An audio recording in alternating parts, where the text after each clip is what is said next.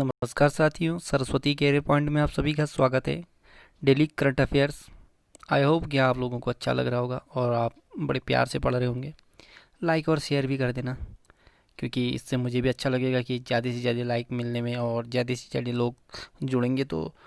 क्योंकि कुछ भी हो, थोड़ा सा एक एक्साइटिंग रहता है कि क्या नया दूँ, क्या नया बनाऊँ। ठीक है। और ये हमारा नया फॉर्मेट कैसा लग रहा है? 2 दिन आपको इस फॉर्मेट में, 2 दिन आपको दूसरे फॉर्मेट में, और लास्ट के जो एक दिन होता है उस दिन आपको क्वेश्चन आंसर फॉर्मेट में आपको मैं करंट अफेयर दूंगा। ठीक है। जो सैटरडे का संडे को मिलेगा वो बहुत बड़ा होगा। ठीक, ज़्यादा क्वेश्चन होंगे उसमें। चलिए आज का क्वेश्चन शुरू करते हैं, उससे पहले लाइक और शेयर जरूर करना। सिंगापुर वीज़ा डेबिट कार्ड किस बैंक के द्वारा लॉन्च किया गया है? तो ये BOI यानी बैंक ऑफ इंडिया द्वारा। ठीक है।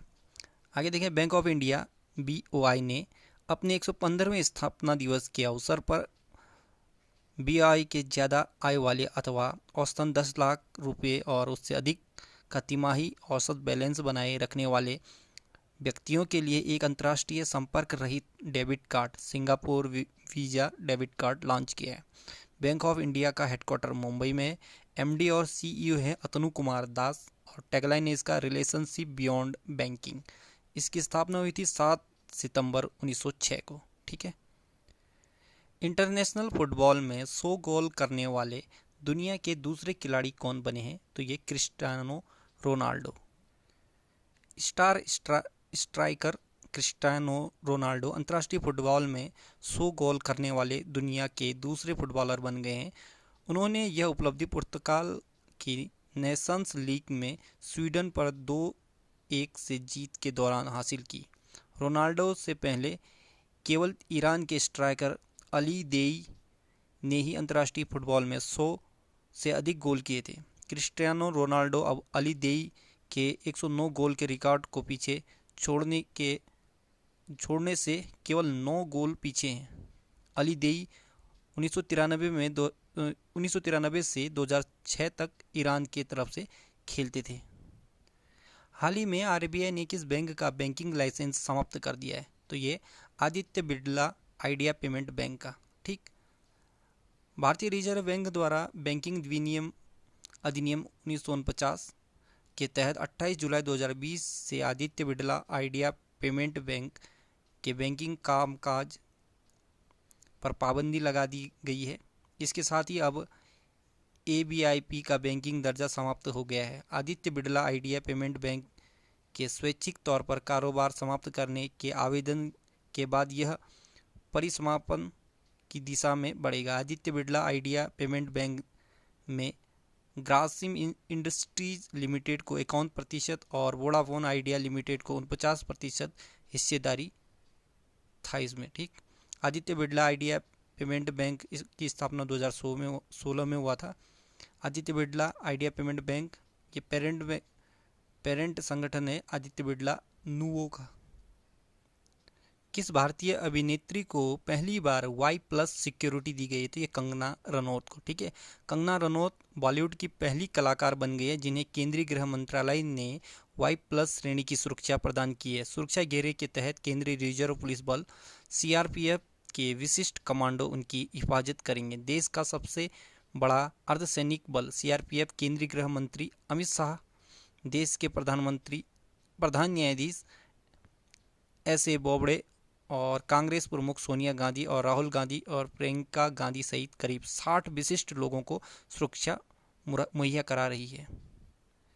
इंदिरा गांधी शांति पुरस्कार 2019 से किसे सम्मानित किया गया है? तो ये है David Attenborough. Sir David Attenborough को वर्ष 2019 के लिए प्रतिष्ठित इंदिरा गांधी शांति पुरस्कार से सम्मानित किया गया है। वह एक अंग्रेज प्रसारक और इतिहासकार है। वह BBC नेचुरल हिस्ट्री यूनिट को लिखने और प्रस्तुत करने के लिए लोकप्रिय हैं। उन्होंने पृथ्वी पर जैव विविधता को संरक्षित और सुरक्षित रखने के लिए जागरूक करने का काम किया। इंदिरा गांधी शांति पुरस्कार शांति, निरस्त्रीकरण और विकास के लिए प्रदान किया जाता है। इसका नाम पूर्व प्रधानमंत्री इंदिरा गांधी के नाम पर रखा गया है। इस इंदिरा गांधी मेमोरियल ट्रस्ट इसे इंदिरा गांधी मेमोरियल ट्रस्ट द्वारा 1986 से हर साल प्रदान किया जाता है। इसमें 25 लाख रुपए का पुरस्कार शामिल है। जैविक खाद्य प्रसंस्करण यूनिट का उद्घाटन किस राज्य में किया गया है? तो ये उत्तर प्रदेश में किया गया है। केंद्रीय खाद्य प्रसंस्करण उद्योग मंत्री हरसिमरत कौर बादल ने उत्तर प्रदेश में जैविक खाद्य प्रसंस्करण यूनिट का उद्घाटन किया है। इस खाद्य प्रसंस्करण इकाई के उद्घाटन में 5,000 किसान लाभान्वित होंगे और इससे 50.33 करोड़ रुपए के निवेश का लाभ मिलने की उम्मीद है। उत्तर प्रदेश के मुख्यमंत्री योगी आदित्यनाथ, राज्यपाल आनंदीबेन पटेल और यूनेस्को विश्व धरोहर के अंतर्गत जो उत्तर प्रदेश में आते हैं वो ताजमहल, फतेहपुर सीकरी का किला और आगरा फोर्ट आते हैं। ठीक है। प्रधानमंत्री मत्स्य संपदा योजना का शुभारंभ किसके द्वारा किया गया? तो ये नरेंद्र सिंह तोमर यानी हमारे प्रधानमंत्री द्वारा किया गया। ठीक है, माफ कीजिए, नरेंद्र मोदी। ठीक है, मैं मिस्टेक से तोमर बोल दिया। प्रधानमंत्री नरेंद्र मोदी डिजिटल माध्यम से प्रधानमंत्री मत्स्य संपदा योजना का शुभारंभ किया। योजना के साथ पीएम ई गोपाला एप्लीकेशन भी लॉन्च की गई है। इस योजना का लक्ष्य 2024-25 तक मछली उत्पादन को 17 लाख टन तक बढ़ाना है और इसका उद्देश्य मछुआरों और मत्स्य किसानों की आय दुगनी करना है। देश की दूसरी और दक्षिण भारत की पहली किसान रेल को किस राज्य से शुरू किया गया है? तो ये आंध्र प्रदेश से।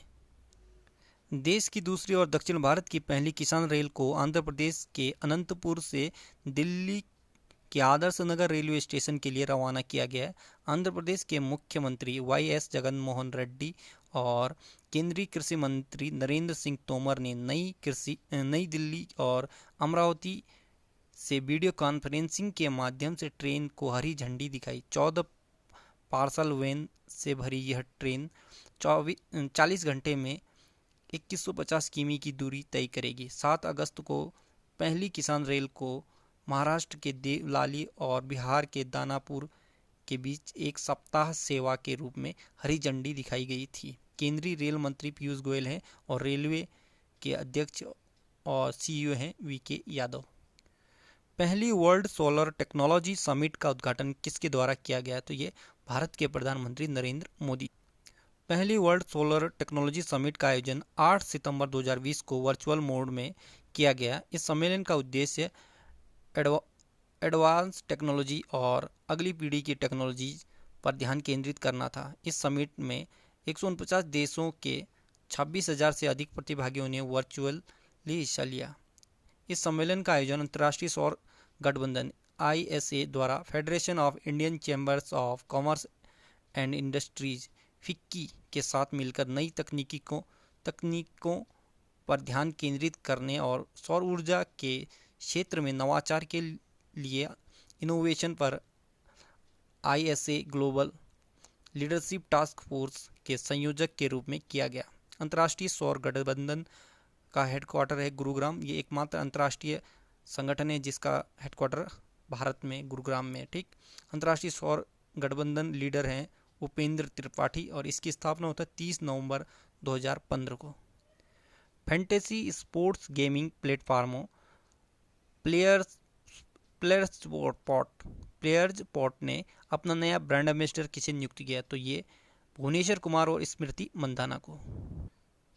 फैंटेसी स्पोर्ट्स गेमिंग प्लेटफॉर्मों प्लेयर्स पॉट ने क्रिकेटर भुवनेश्वर कुमार और महिला क्रिकेटर स्मृति मंधाना को अपना ब्रांड एम्बेसडर साइन करने की घोषणा की है। प्लेयर्स पॉट एक फैंटेसी स्पोर्ट गेमिंग ऐप है जो अपने यूजर्स को फैंटेसी क्रिकेट खेलने में सक्षम बनाता है। भुवनेश्वर कुमार एक प्रतिष्ठित क्रिकेटर और युवा पीढ़ी के लिए प्रेरणा है।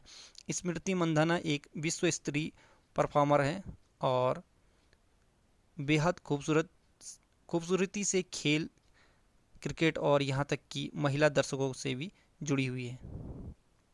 YSR संपूर्ण पोषण और YSR पोषण प्लस योजना की शुरुआत किस राज्य में की गई? तो ये आंध्र प्रदेश में।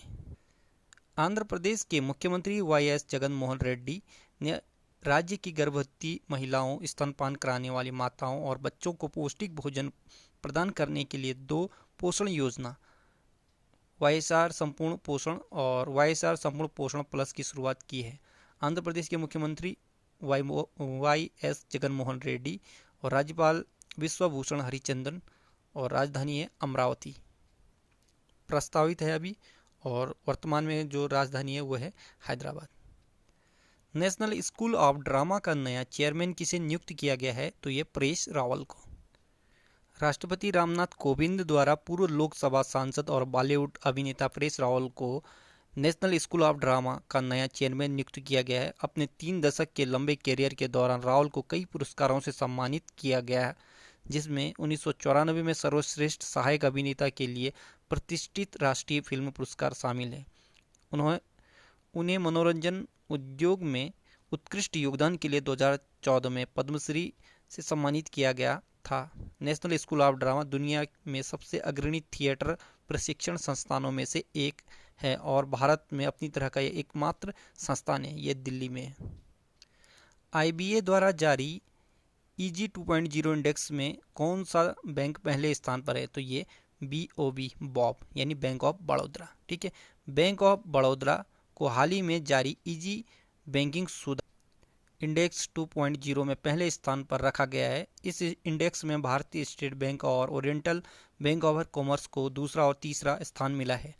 भारतीय बैंकिंग संघ, जिसको कहते हैं इंडियन बैंकिंग एसोसिएशन, द्वारा EG enhance access and service excellence सुधार सूचकांक को तैयार किया गया है। इस सूचकांक को जारी करने का उद्देश्य सार्वजनिक उपक्रमों के बीच कंपटीशन बढ़ा के उन्हें एक दूसरे से सीखने के लिए प्रोत्साहित करके PSB में जरूरी बदलाव लाना है।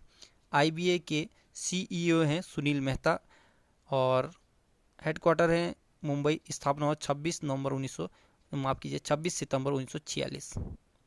वर्ल्ड सुसाइड प्रिवेंशन डे कब मनाया जाता है? तो ये 10 सितंबर को। ठीक है, international association for suicide prevention IASP द्वारा हर साल 10 सितंबर को वर्ल्ड सुसाइड प्रिवेंशन डे यानी दुनिया भर में आत्महत्याओं को रोकने का दिन मनाया जाता है। इस दिन को मनाए जाने का उद्देश्य दुनिया भर में आत्महत्या को रोकने के लिए जागरूक बढ़ाना है। वर्ष 2020 विश्व आत्महत्या रोकथाम दिवस, इसका थीम था working together to prevent suicide. International association for suicide prevention, विश्व स्वास्थ्य संगठन और WHO और world federation for mental health के साथ मिलकर 2003 से लगातार दुनिया भर में विश्व आत्महत्या रोकथाम दिवस के विभिन्न कार्यक्रमों का आयोजन करता है। तो साथियों, आज का करंट अफेयर यहीं पे समाप्त होता है और जाते जाते आपको ये न्यूज़ दूं। ओयो के संस्थापक रितेश अग्रवाल दुनिया के दूसरे सबसे कम उम्र के अरबपति हैं। ठीक है, ये एक भारतीय हैं। ठीक, सो कैसा लगा इसका फीडबैक देना, लाइक और ज़रूर शेयर कर देना। ठीक है, हैव ए नाइस डे।